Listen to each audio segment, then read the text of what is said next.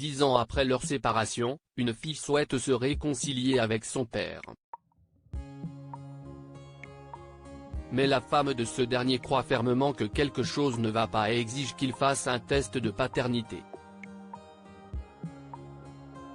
Une femme tenait absolument à ce que la présumée fille, perdue de vue depuis longtemps, de son mari fasse un test ADN pour prouver s'ils sont vraiment liés par le sang. Ainsi, elle a raconté son intéressant dilemme sur Reddit: « Depuis le début, je ne suis pas tout à fait sûre qu'elle soit de lui. »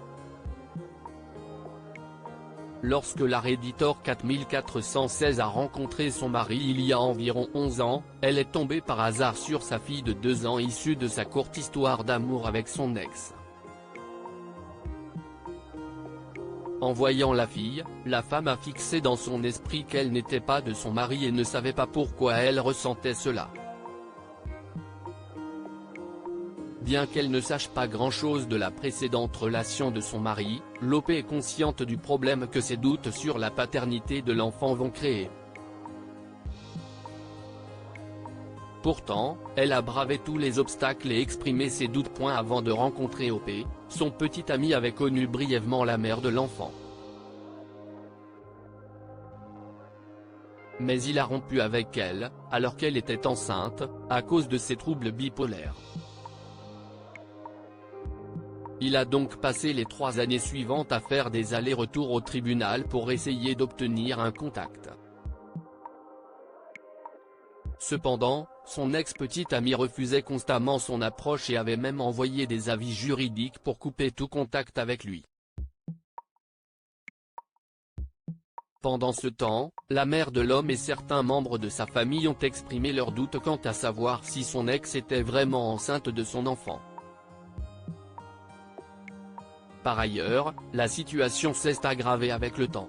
Le mari de Lope s'est même aventuré à acheter un kit de test ADN dans l'intention de tester son ex, enceinte, la prochaine fois qu'elle lui rendrait visite. L'horrible dispute entre eux s'est alors envenimée lorsque la femme a accusé Op.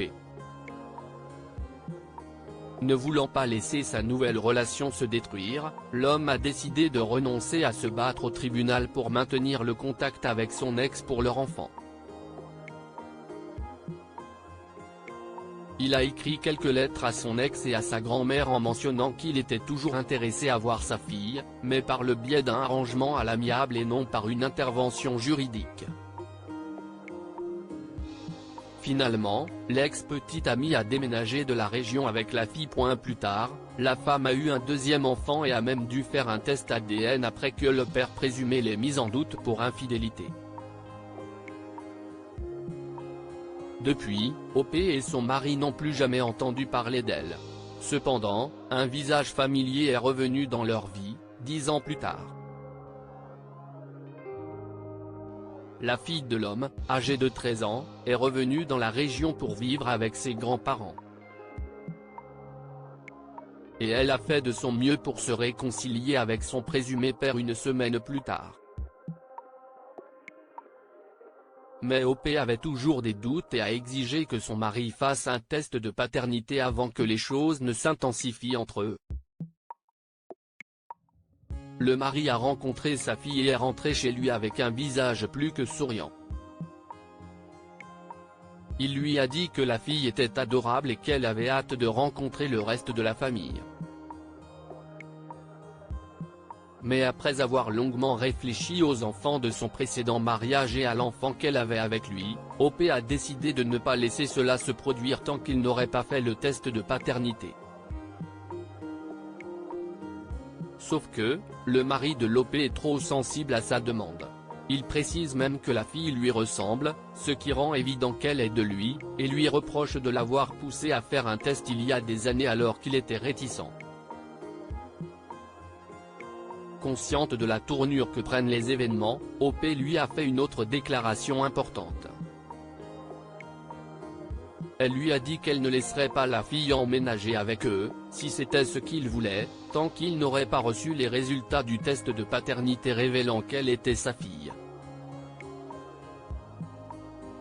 sur Reddit, elle a demandé aux gens de lui dire si elle avait tort d'écouter son intuition au lieu de soutenir la réconciliation de son mari avec sa présumée fille dont il est séparé.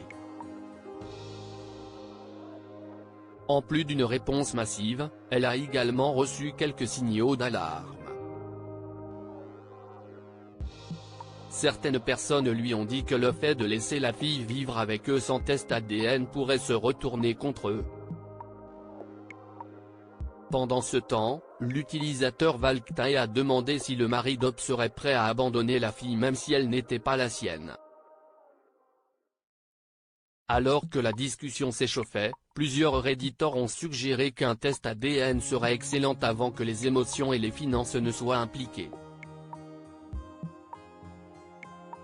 Bien qu'Hope ait souhaité que son mari fasse un test de paternité au cours des 10 dernières années, elle a affirmé qu'il avait probablement changé Davis après avoir rencontré la fille. Hope est sûre d'obtenir une image précise de la relation génétique de la fille avec son mari. Photo, Unsplash question, si les tests révèlent que la fille n'est pas celle de son mari, Hope l'acceptera-t-elle quand même? Hope a dit qu'elle voulait que son mari fasse le test de paternité pour clarifier la situation et soutenir l'enfant de tout cœur. Si les résultats du test ADN s'avèrent négatifs, personne ne peut dire si elle acceptera quand même la fille, compte tenu des nombreux conseils donnés par les gens sur le fait que le père biologique de la fille pourrait se manifester un jour et les poursuivre pour obtenir la garde.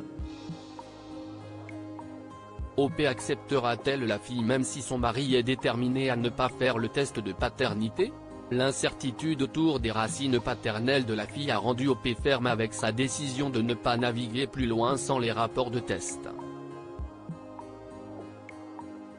Alors que certaines personnes ont affirmé qu'Hope ne devait pas faire pression sur son mari pour qu'il fasse le test, d'autres ont affirmé qu'elle devait quand même faire pression pour le test ADN, pour des raisons pratiques et légales.